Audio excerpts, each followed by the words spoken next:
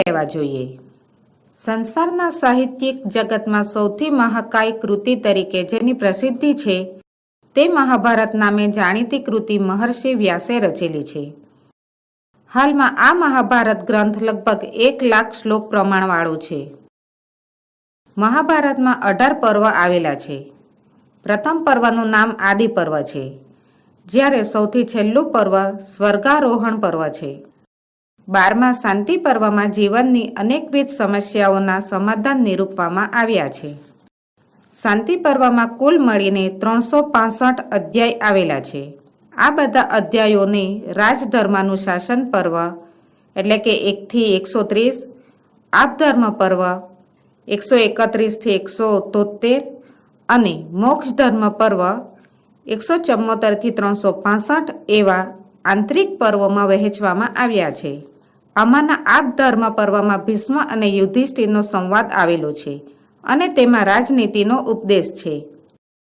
આવા જ એક પ્રસંગે માણસે પોતાના મિત્રો રાખવા જોઈએ એવો બોધ યુધિષ્ઠિરને આપ્યો છે। આ ઉપદેશ દરમિયાન એ પણ બતાવવામાં આવ્યું છે કે મિત્ર કેવા હોઈ શકે, તે કેવી રીતે બનતા હોય છે અને કેવી રીતે તે આપણા ઉપર ઉપકાર કરતા હોય છે।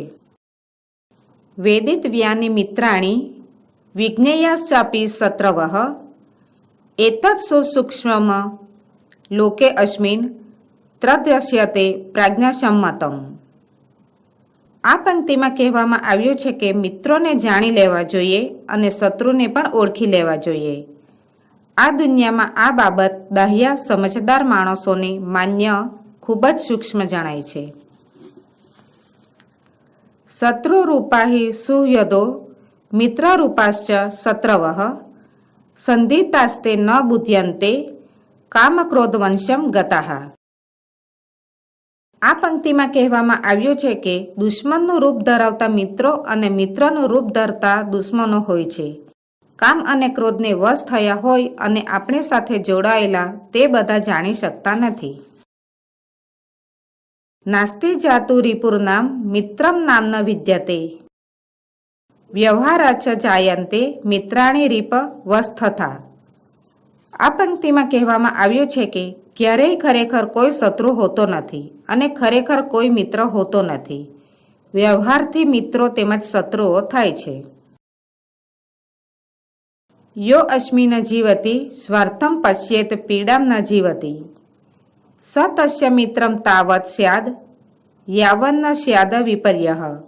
આ પંક્તિમાં કહેવામાં આવ્યું છે કે જે જીવતો હોય ત્યારે સ્વાર્થ જુએ, દુઃખને ન જુએ તે જીવે છે।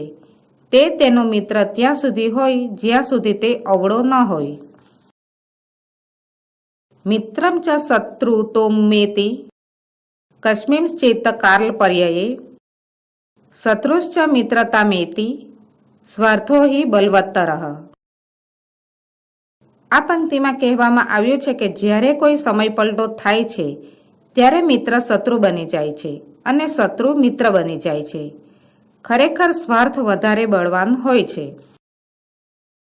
તન્નિમિત્રમ કારણમ સર્વમ વિસ્તરેણાપી મે શૃણુ કારણાત પ્રિયતામેતિ દ્વેષ્યો ભવતિ કારણાત। આ પંક્તિમાં કહેવામાં આવ્યું છે કે હે મિત્ર, તે સંપૂર્ણ કારણ પણ વિસ્તારથી મારી પાસે તું સાંભળ। તે કારણથી પ્રિય બની જાય છે અને કારણથી દ્વેષને પાત્ર થઈ જાય છે। પ્રિયો ભવતિ દાનેન પ્રિયવાદેન ચાપરઃ મંત્ર હોમ જપેરન્યઃ કાર્યાર્થમ પ્રિયતે જનઃ। આ પંક્તિમાં કહેવામાં આવ્યું છે કે એક માણસ દાનથી પ્રિય થાય છે અને બીજો માણસ મધુર વચનથી પ્રિય બને છે। અન્ય માણસ મંત્ર, હોમ અને જપથી કામ પાર પાડવા માટે ખુશ કરાય છે। ઉત્પન્ન કારણે પ્રીતિ રાશિનો કારણાંતરે પ્રદ્વષ્ટે કારણ સ્થાને સા પ્રીતિર્નિવર્તતે। આ પંક્તિમાં કહેવામાં આવ્યું છે કે આપણા બે વચ્ચેની પ્રીતિ એક કારણથી કે બીજા કારણથી ઉત્પન્ન થઈ હતી, તે કારણ નષ્ટ થતાં પ્રીતિ પલટાઈ જાય છે।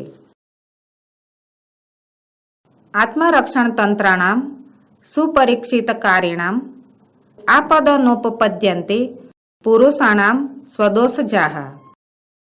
આ પંક્તિમાં કહેવામાં આવ્યું છે કે પોતાના રક્ષણ માટે સ્વાધીન અને સારી રીતે ચકાસીને કાર્ય કરનારા લોકોને પોતાના દોષને લીધે થતી આપત્તિઓ આવતી નથી.